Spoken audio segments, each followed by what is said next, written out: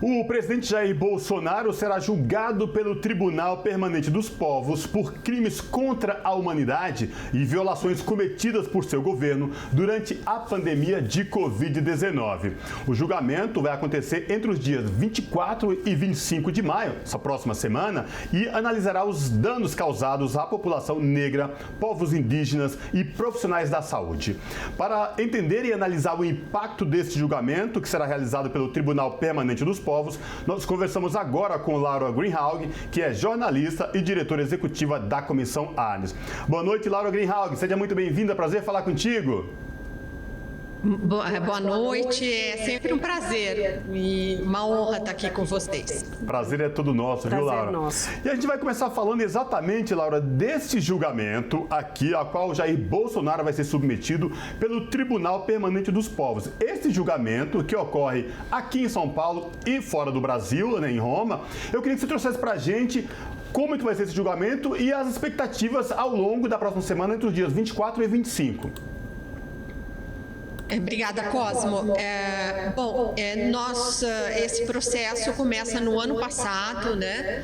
A Comissão Arnes recebeu primeiro a sugestão de lideranças do movimento negro para que organizasse essa iniciativa junto ao Tribunal Penal, o Tribunal Permanente dos Povos.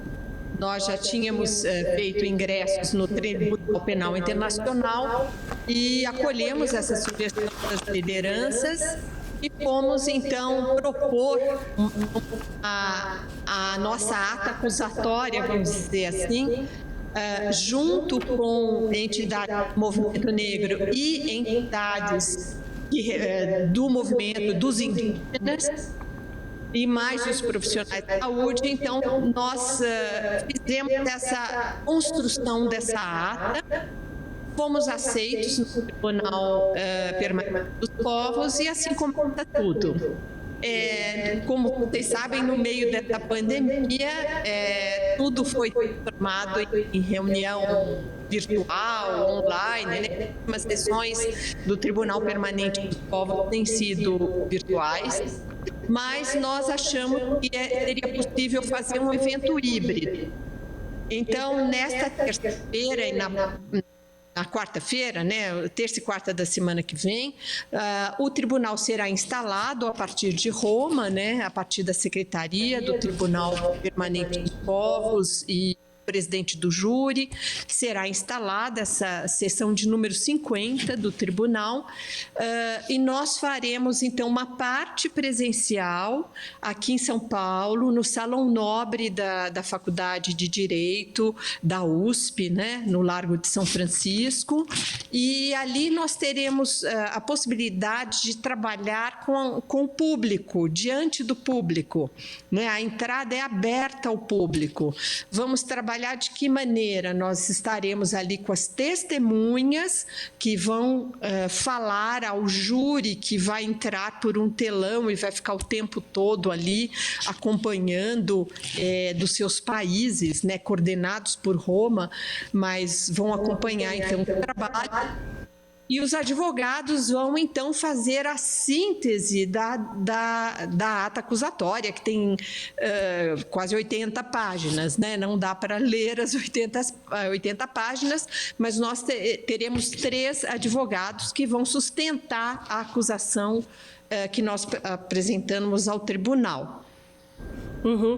E, Laura, você está falando que as pessoas poderão ir participar ali na Faculdade de Direito da USP presencialmente. Também vai ter uma transmissão aqui pelo canal da Rede TVT, pelo YouTube. Então, quem quiser também acompanhar, né, Cosmo? Claro. E não estiver em São Paulo e quiser acompanhar esse importante momento, também vai poder acompanhar aí pelo nosso YouTube da TVT.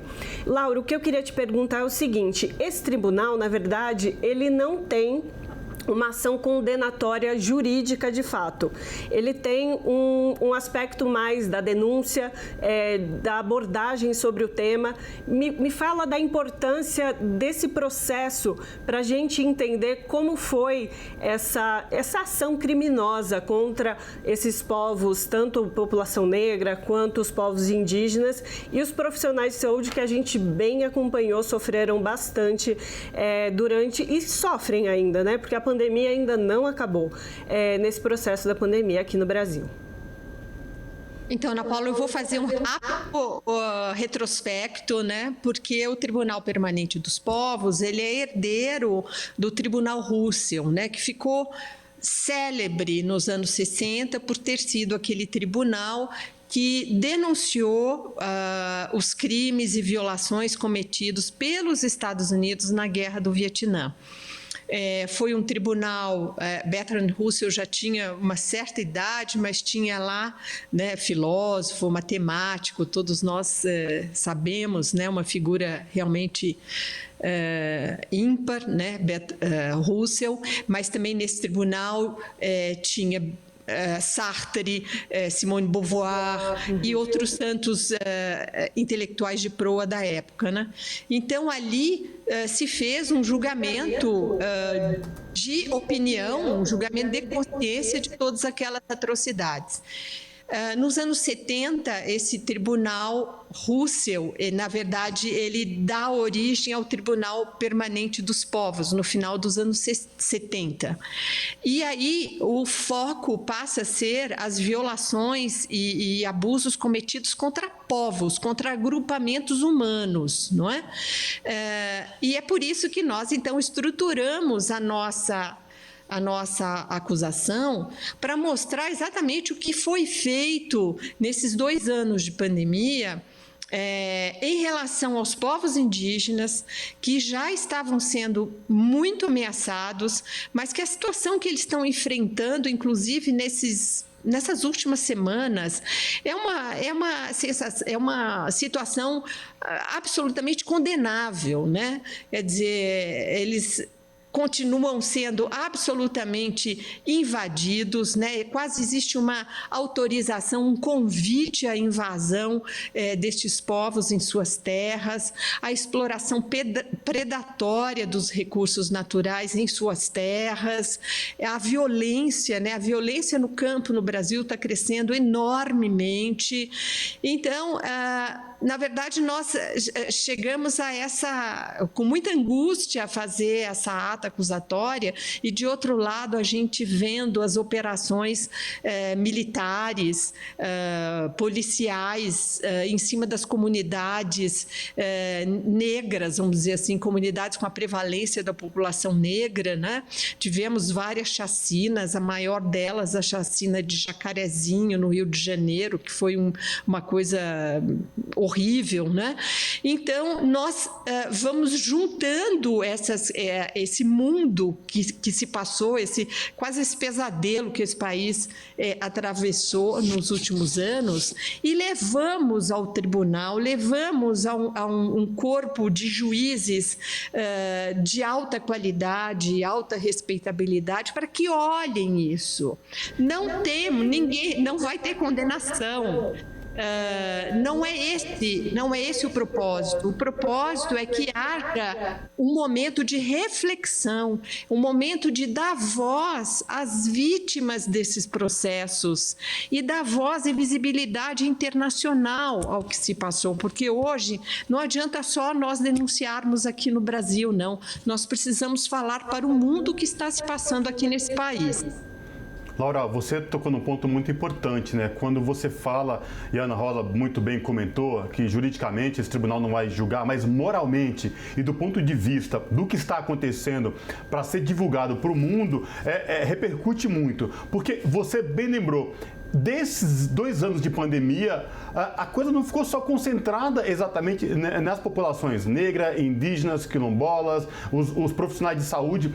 A coisa vem se arrastando de uma forma... Esse país tem mais de 20 milhões de desempregados, pessoas que estão passando fome, batendo na porta, procurando o osso. E vocês da Comissão Arnes já haviam lá atrás outras denúncias em tribunais internacionais, lembrando que estava acontecendo de tudo isso, para que de fato isso possa cessar. E esta semana, nas últimas semanas, as notícias que vêm do norte do país são assustadoras, né? Chacinas e mais chacinas. Então, dos pontos de vista jurídico, ok, a gente entende, mas a questão moral é que fica mais evidente nessa questão, não é, Laura?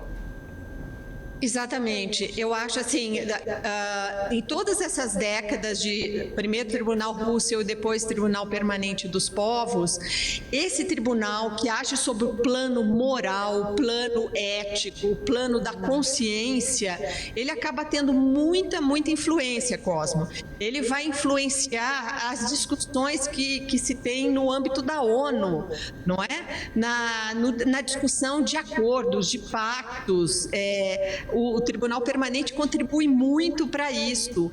E mesmo há um constante diálogo entre o Tribunal Permanente dos Povos e o Tribunal em Haia, Penal Internacional. Então, esse tipo de sessões em que as provas das violações são trazidas, em que se dá o direito das vítimas falarem, em que se abre uma janela para o mundo sobre essa situação, tem um efeito muito grande. E nós, o nome dessa sessão, ele tem um nome maior, assim, que é de acordo com a ata acusatória, mas assim, o nome mais curto dele é Pandemia e Autoritarismo, né?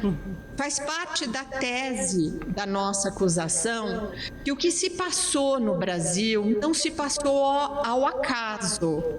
Não foi uma sucessão de improvisos atabalhoados, nada disso.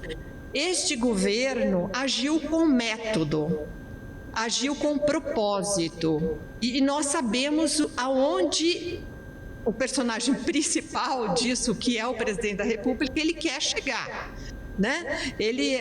Nós vimos ao longo desse período todo os ataques sucessivos à democracia, os ataques sucessivos às nossas instituições, agora esse ataque obstinado, obsessivo em relação ao processo eleitoral.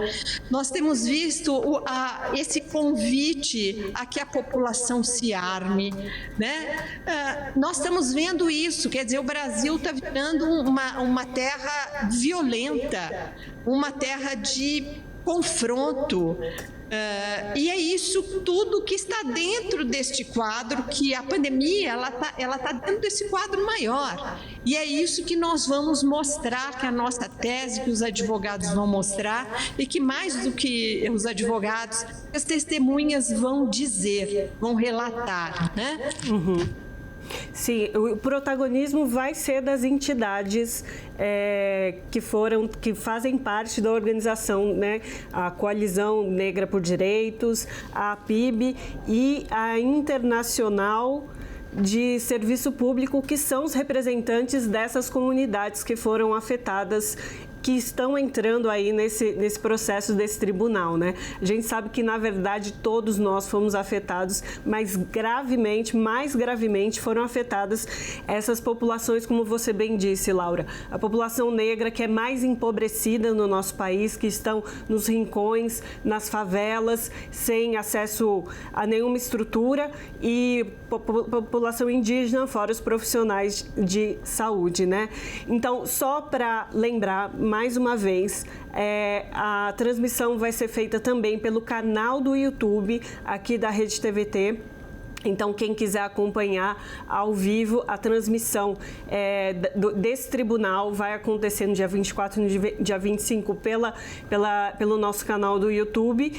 Então, Laura, eu agradeço. Falamos com Laura Greenhalgh, que é jornalista e diretora executiva da Comissão Arnes. Obrigada, Laura, mais uma vez. Espero vocês lá. Obrigada. Abraço, Laura. Até a próxima. Abraço, até a próxima.